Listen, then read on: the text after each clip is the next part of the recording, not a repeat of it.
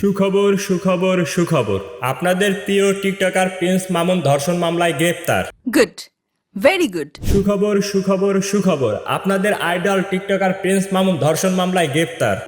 মানে আপনাদের লায়লা খালাম্মার করা ধর্ষণ মামলায় আপনাদের প্রিয় টিকটকার প্রিন্স মামুন গ্রেপ্তার।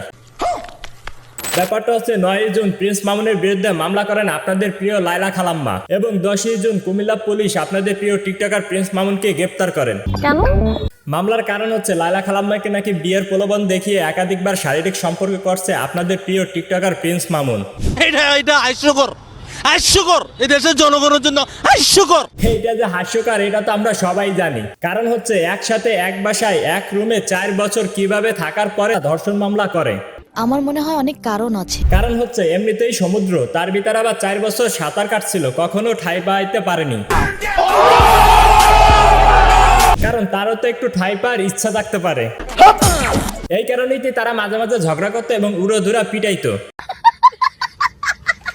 এবার আসেন আসল কথায়।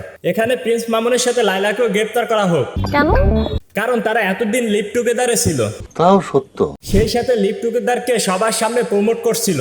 এদের কারণে সামাজিকতা অনেকটা নষ্ট হয়েছে। বিশেষ করে আমাদের ইয়ং জেনারেশনকে এরা বেশি করে নষ্ট করছে। নিঃসন্দেহে তুই ঠিক কথা বলেছিস। এখানে মামুন লায়লার মতন বিষাক্ত কীট আরো আছে, যাদের কারণে দেশের মানুষ এখনো অতিষ্ঠ। এদেরকেও আইনের আওতায় আনা উচিত। তাও সত্য। তো আজকের মতন এই পর্যন্ত। সবাই ভালো থাকবেন, সুস্থ থাকবেন।